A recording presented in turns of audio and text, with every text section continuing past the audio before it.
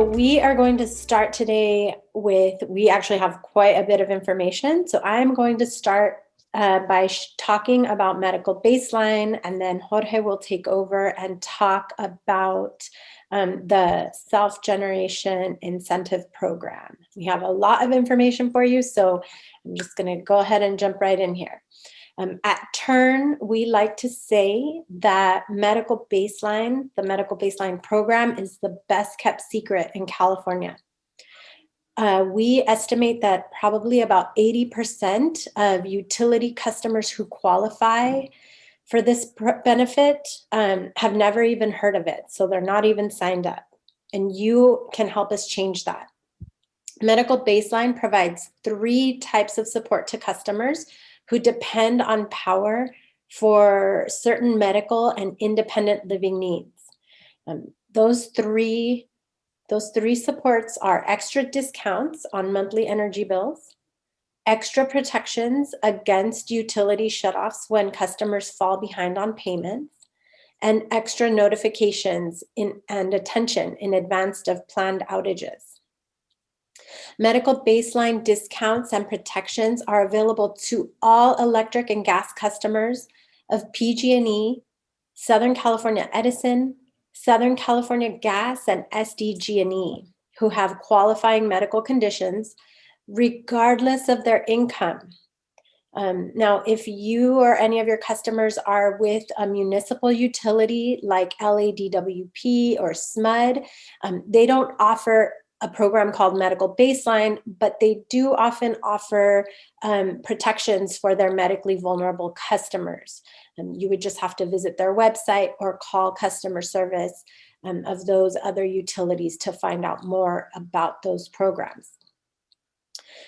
Medical baseline discounts are also in addition to CARE and FARA discounts that households struggling to make ends meet may already receive. By partnering with Turn to enroll as many eligible households for medical baseline, you are contributing to Turn's Power at Home campaign to guarantee basic utility service to every resident of California. So how does medical baseline work? This is a little bit technical. If you were at our training last week, you know I like to provide a little bit of technical background. Hopefully you all had a chance to, those of you who were with us last week had a chance to look at your bills and see how you're billed. If you are on a tiered rate structure, which all baseline customers are on, all medical baseline customers are on, you receive a baseline allowance. So this is a certain amount of energy that is billed at the lowest rate, okay? Customers who sign up for medical baseline get additional energy that's billed at that lowest rate. So it turns into a kind of discount on their bill.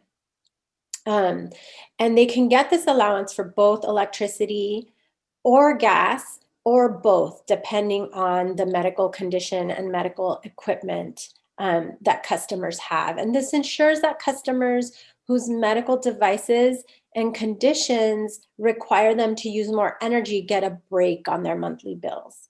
So let me just give you an example. A PG&E customer on medical baseline can save anywhere from about $30 to $45 a month. That comes out to about $380 to $530 a year, depending on whether they qualify for just the electricity discount or for both gas and electricity discounts. Savings for PG&E Care customers are an additional $20 to $30 a month, or $240 to $360 a year on top of their care savings. So this is not insignificant. Now, don't forget that if customers live in Southern California, they have to submit separate medical baseline applications to both Southern California Edison and Southern California Gas. Now, in addition to saving money, medical baseline provides extra protections for customers who are in danger of having their utilities shut off because they are behind in making payments.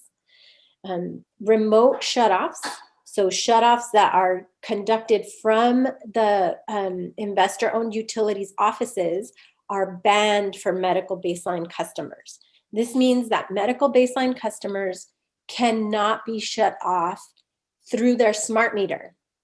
And this is important because what it means is that the utility company is required to go through the trouble of sending a truck and a crew out to the person's home to shut off their electricity in person, and then to send them out again to restore service once the bill has been paid.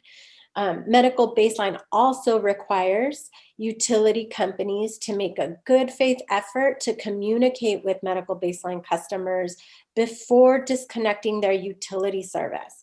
So as a result of these additional kind of barriers to disconnection, very few medical baseline customers are actually disconnected because they can't afford their bills.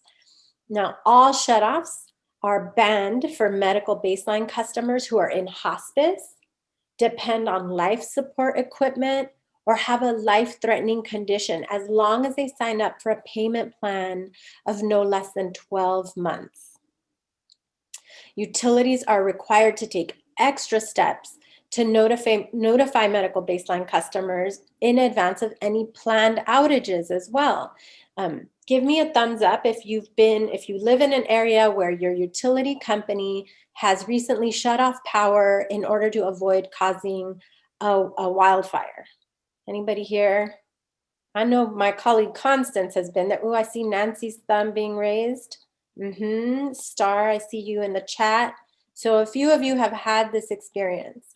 This is part of the reason why medical baseline doesn't have an income requirement, because if the utility company needs to shut off power in a community in order to complete work on their equipment or their infrastructure, or if they're trying to avoid causing a wildfire, they have to let medical baseline customers know in advance of those disconnections, regardless of their income. The utility company has to do everything they can to send customer alerts at 48 hours, 24 hours, and just before they shut off power. And those notifications can come in the form of phone calls, whether they be automated robocalls or in-person calls, texts, emails, and medical baseline customers may even receive a door knock to make sure that they are aware and can make preparations to stay safe during planned outages. Can I get the next slide, please? Let's talk about who qualifies or who is eligible for medical baseline. As I said before, there is no income requirement, right? It doesn't matter if I'm Jeff Bezos. If my mom is on life support at home, I want to know, right? So it shouldn't that, I want to know if my electricity is going to be shut off. So no income requirement. Now, the other eligibility criteria include that a person in the home has to rely on life support equipment, or they have to have a life-threatening illness or a compromised immune system, or they have to have a condition for which additional heating or cooling is medically necessary to sustain the patient's life or to prevent their health from deteriorating further. So I'm going to just go ahead and unpack the last 3 bullets on this slide. What is life support equipment? Life support equipment refers to any equipment that uses mechanical or artificial means to sustain, restore, or supplant a vital function, or medical equipment that is relied upon for mobility both within and outside of buildings. Some examples of qualifying medical devices. Actually, I'm not going to give this to you. I'm going to ask you to tell me in the chat box, give me an example. Everybody here probably has an example of a medical device. So if you've signed someone up for medical baseline, help someone sign up, or just, you work in healthcare, you know what some of these devices might be, go ahead and throw them into the chat box for me. And that way I won't just redo a list here. Yes, dialysis patients qualify. So if someone has a home dialysis machine, which we see more and more, those apparatuses definitely qualify. They use a lot of energy. We've met people, we had one customer in Stockton who had monthly thousands and thousands of dollars worth of bills for PG&E. Tanque de oxígeno, yes, an oxygen tank, CPAPs. Nebulizers are a big one, right? We have lots of kids who use electrostatic nebulizers for their asthma. This is a big issue. Let's see, electric scooters, yes, and electric wheelchairs. Some other, let's see, CPAP machines, you've got this, compressors, concentrators, sleep apnea machines, yes, CPAP machines qualify. So again, any medical device used to sustain life and to keep people's health from deteriorating. Somebody wrote in the chat, a client who needs to have the heater on because of their health. Absolutely. And this is, again, where especially the gas discount comes into effect, right? When people need to heat their homes in order to maintain their health. Okay. Now, the second part, this life-threatening illness or a compromised immune system, some examples of qualifying conditions include paraplegia, hemiplegia or quadriplegia, multiple sclerosis, scleroderma, asthma, sleep apnea, or a compromised immune system. Now, those are the medical conditions that the utilities will list on their websites. But there's this third criteria, which is if people have a condition for which additional heating or cooling is medically necessary to sustain the patient's life or to prevent their health from deteriorating. Now, I know I'm giving you a lot of information. It's also in the fact sheets that you will receive on Medical Baseline for attending this training. So don't worry about frantically writing down notes. But this particular criteria is the most overlooked for qualifying for Medical Baseline because there's no predefined list of conditions that automatically qualify. So medical providers should be reminded of Center for Disease Control guidelines on chronic medical conditions whose treatments require adequate heating or cooling, right? So heart disease, mental illness, depression, insomnia, poor blood circulation, obesity. We also have to take into account that our elders and infants are particularly susceptible to high and low temperatures. And so sometimes a condition might not be on the list, but it just requires that the customer advocate on their own behalf with their healthcare provider who has to certify the form for Medical Baseline. Now, again, there are no income requirements and there are also no immigration status requirements. Medical Baseline support cannot be used against utility customers as part of the changes to the public charge rule. Okay, so any customer of an investor-owned utility who meets this criteria is eligible without any fear of repercussions. Okay. Let's go to the next slide now. Okay, there are two primary steps for becoming certified for Medical Baseline: filling out the application and then getting the application signed by a qualified medical practitioner. Now, because of the conditions caused by the COVID-19 pandemic, customers can sign up for Medical Baseline online currently without a medical practitioner's signature until the moratorium ends. Do you all remember when the moratorium ends? June 30th, 2021, okay? Until that time, the utilities are not requiring healthcare providers to certify applications for Medical Baseline. So this is a great time to go ahead and go into the online portal and sign customers who are eligible up for Medical Baseline.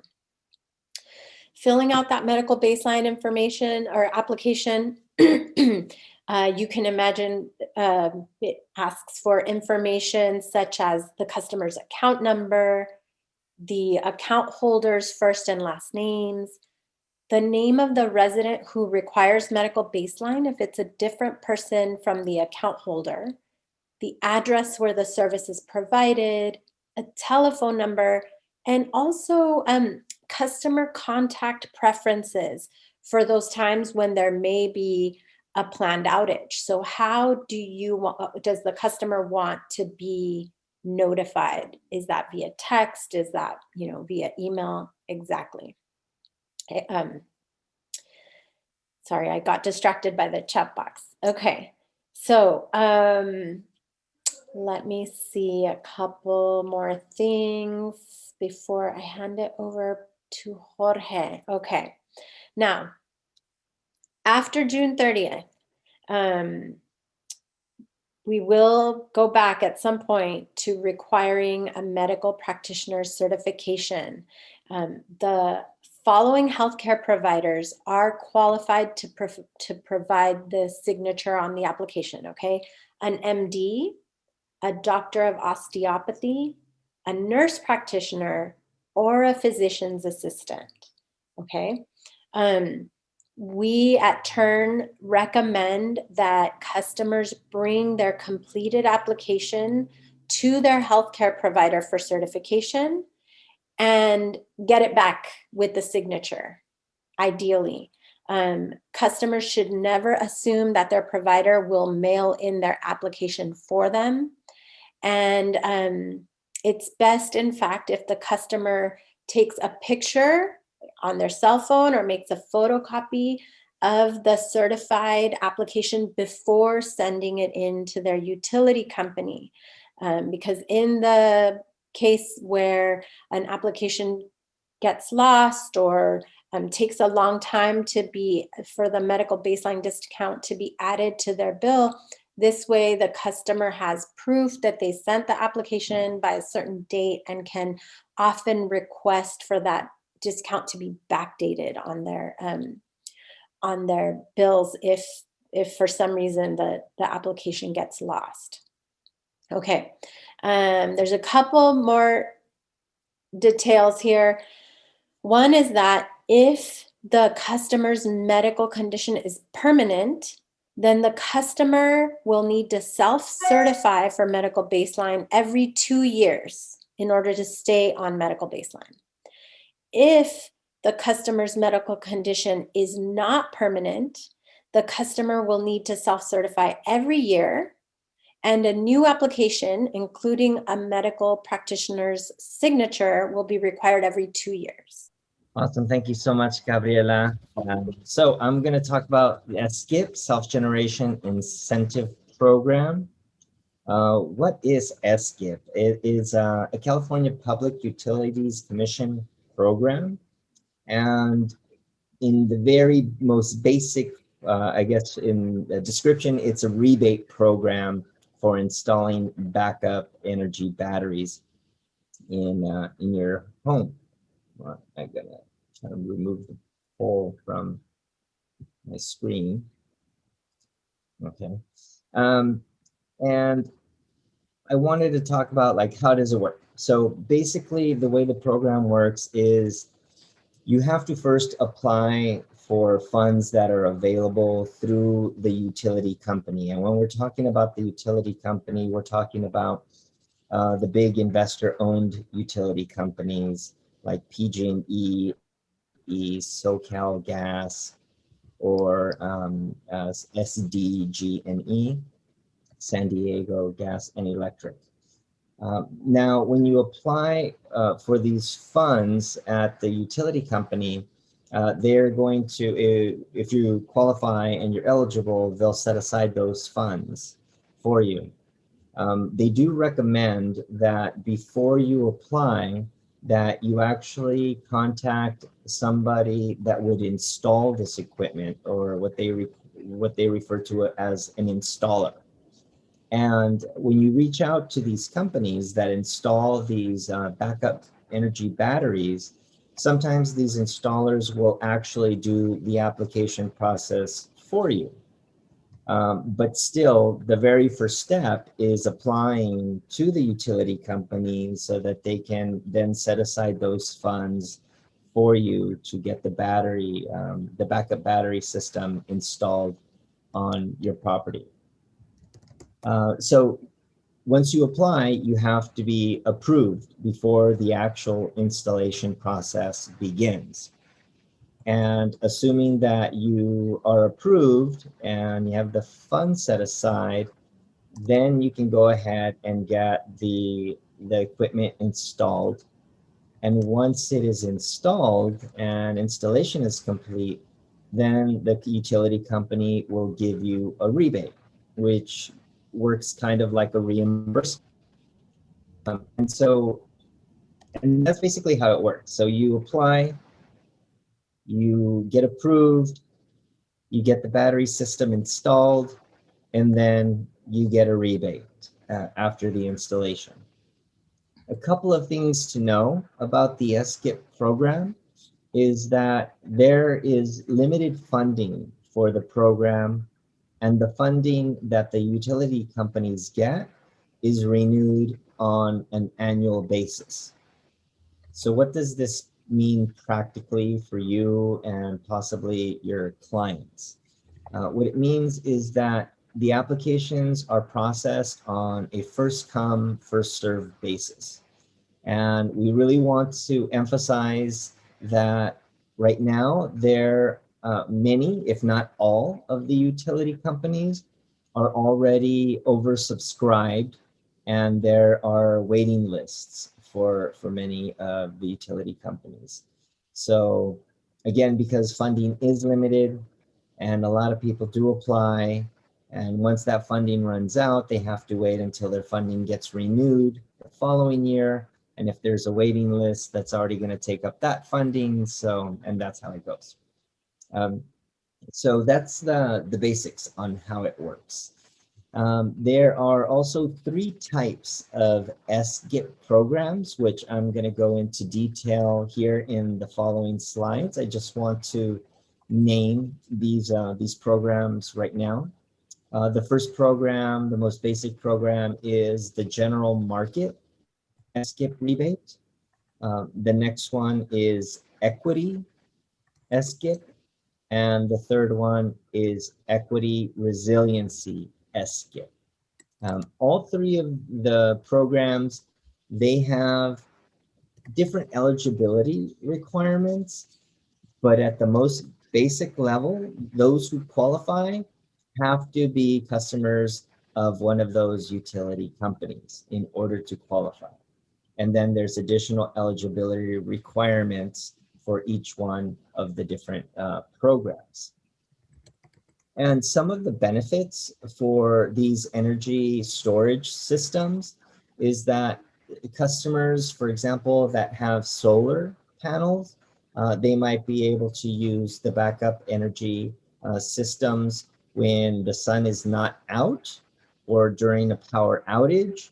And even if you don't have a solar system, they can be used for power outages if it's properly managed.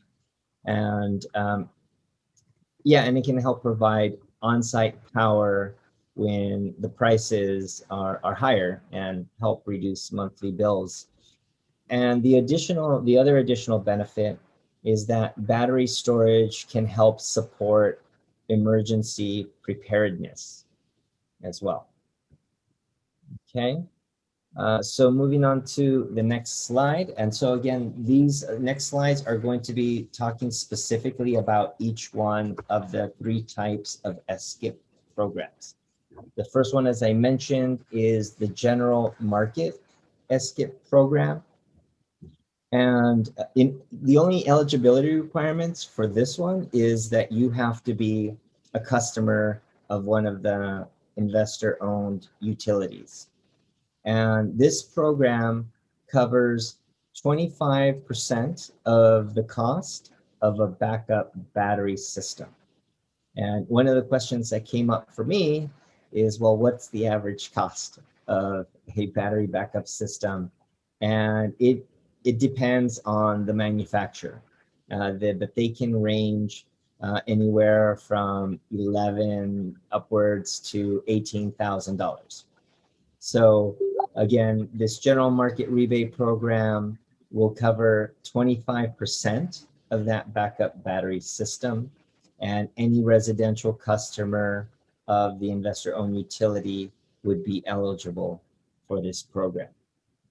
The other programs that follow are a little bit more nuanced and have more eligibility details, and I'm going to go over some of those right now. But before I go into those, it's going to be a lot of information and a lot of different names of different programs. And I want to remind you that these are all going to be in the fact sheets that we're going to send to you all after the training. So if you don't follow something or something is completely new, then don't fret. You'll be getting those in the fact sheets as well. So the SGIP equity rebate program, this one actually covers a lot more of the cost of the battery backup system, up to 85% cost. And in order to be eligible for this, this program, you have to meet one of several different criteria. One of the criteria is you have to live in a single family home that is also subject to some resale restrictions. And the home can be participating in what's known as the SASH program, which is the Single Family Affordable Solar Homes program. Another eligibility criteria, if you live in an apartment complex and don't necessarily live in a single family home, low income apartment units with 5 or more units are located in a disadvantaged community, that's what DAC stands for, or 80% of the residents in that apartment unit are considered low income, may also be eligible for these backup energy systems. And another criteria as listed on the slide here is if the property is multifamily and is participating in the SOMA program, the Solar on Multifamily Affordable Housing, then they would also be eligible. Some other criteria involve living anywhere in Californian Indian country. And again, there's a few more other eligibility points that you'll also be able to review in the fact sheet. So the last program can cover up to 100% of the cost of the battery backup system. In addition to being a customer of the utility, you have to meet must meet the following criteria. You have to have experienced 2 or more PSPSs, which is public safety power shutoffs, right? Or live in what's called tier 2 or tier 3 high fire threat district. So you live in an area that is in threat of a fire. There you're offered different designations like tiers, and so tier 2 or tier 3 are the ones that fit within the eligibility criteria for this rebate program. So you have to have that, and you have to have the following criteria. You have to live either in multifamily deed restricted housing or a single family home with the resale restrictions.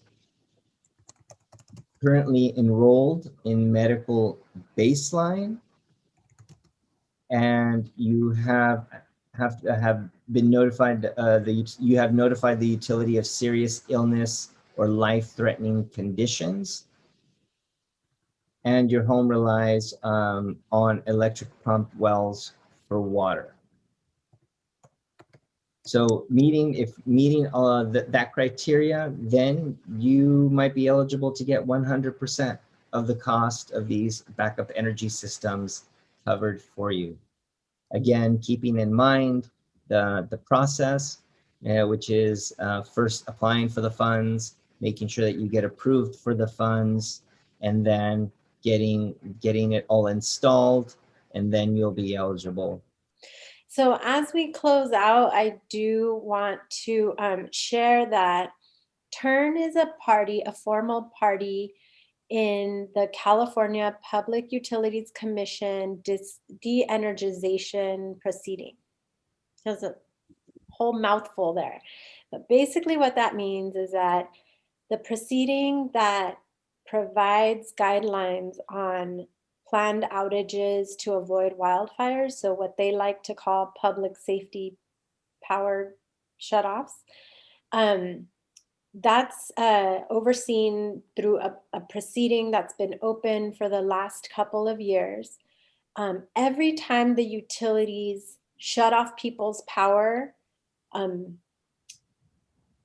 order to avoid a wildfire, they have to file a report 10 days after these events.